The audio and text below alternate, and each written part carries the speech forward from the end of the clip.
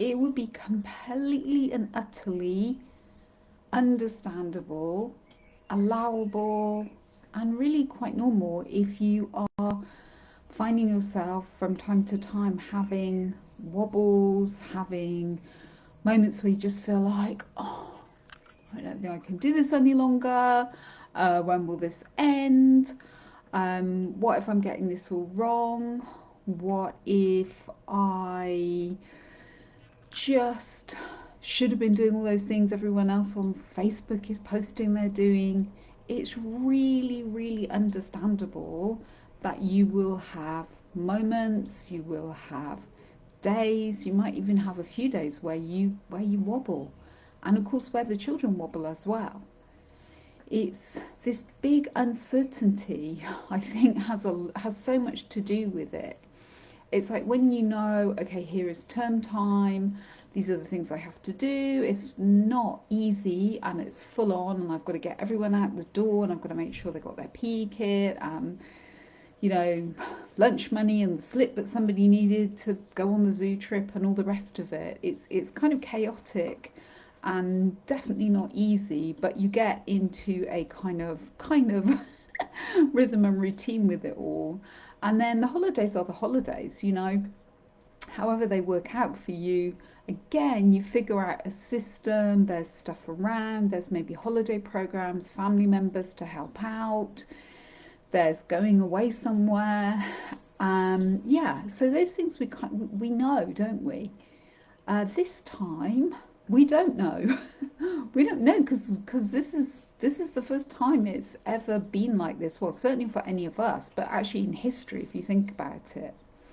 So it's really important not to beat yourself up. Uh, Easier said than done. I know. I know when my son was young, and also when I was a childminder and even a foster carer, I sometimes really, really did beat myself up after the children had gone or they'd gone to bed at night. I would definitely kind of go back over my day and feel really rubbish sometimes. Maybe I was over analysing things. I don't know, but it definitely was a thing. And I can remember in lots of jobs I've had working with children where I've started to wonder, am I doing the right thing? So it's really normal to have wobbles, and how do we navigate them? That's the big question. So, what I've learned through having many wobbles in life, in different times, in different circumstances, some of them deeply frightening. When my son was very sick for a long, long time, I had a lot of wobbles, I'm not going to lie, because he had an illness that wasn't diagnosed for 2 years, and it was really, really scary and very, very uncertain. He was out of school for a year. He took himself out of school because he just couldn't function, and yeah, without a diagnosis, we were just having to try all different treatments and in and out of hospital, and then surgeries, and then he nearly died a few times. And it's just those times when you just do your best, but you definitely wobble. So how do we navigate these times? Well, one of the things I wish I had known then, but I didn't, was to absolutely 1,000,000% allow myself to totally feel how I was feeling. So if I was feeling full of despair, that wasn't wrong.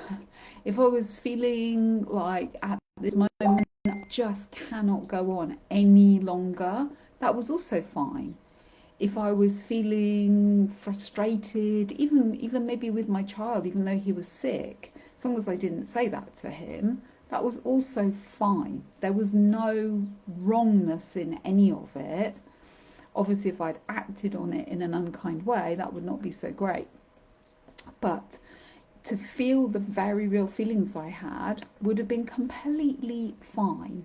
And, no one would have known probably, but this is the really important thing, because it's when we start getting overwhelmed is because we've been trying to just ram feelings down, not allow them, deny them, maybe be really positive and, look on the bright side and all those kind of things, which sound good, but if it's not actually how you feel, then you're just sort of forcing yourself emotionally to feel something that doesn't match actually what's going on inside of you.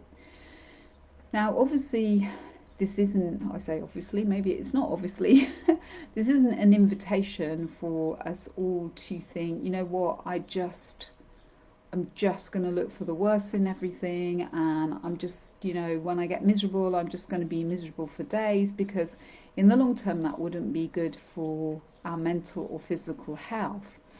So, how do we balance these wobbles out? Well, feeling our feelings is really, really important, as I said. And then finding someone, if you can find someone who is a good listener. Now, that is trickier than it might sound. A good listener is somebody who doesn't jump in to fix us. They allow us to say what we need to say, and we know they're a good listener because they nod, and you can see that they're interested, but they're not just trying to jump in, or they do keep jumping in to tell you what to do, or oh well, yes, well it's been like that for me, and this has happened for me and me and me and me. That's not a good listener. And it's fine to identify somebody and say, one of your friends, and say, okay, I have figured out that neither of us are world champion listeners. And we both tend to jump into fix it mode really quickly. So let's think about actually how can we be good listeners, and have some fun with it, and say, should we have a go? Like let's just talk about anything. Like talk about, I don't know, when you put the washing on last time, and I'll see if I can be quiet long enough, but really be interested, and practice it that way. Because you know you, we have to have humor in this stuff, and then when we do that, we can coach ourselves and our friend, or maybe our partners, to become better listeners. And then when they're having a wobble, they know that they can come to us, and we know we can go to them. And because we've done it in a fun, kind way of no one's perfect, and we are going to get this wrong and talk over each other at times, it's easier then to have some kind of, like funny thing you say to remind the other person that actually you just did the talking over me thing. And this is supposed to be a listening situation. So allow the feeling, see if you can identify someone who you can coach each other, and like I said, really have fun with this to become better listeners, because I mean that's going to be amazing, in any part of your life, to become a better listener. I certainly have had to work at that over the years. Used to have so much to say for myself, and didn't always listen to the other person. And brilliant thing to be able to learn to do really, really well for our children. So, massive benefit there. And then I think the third thing I'd say about having wobbles is to make sure that we share it with our children.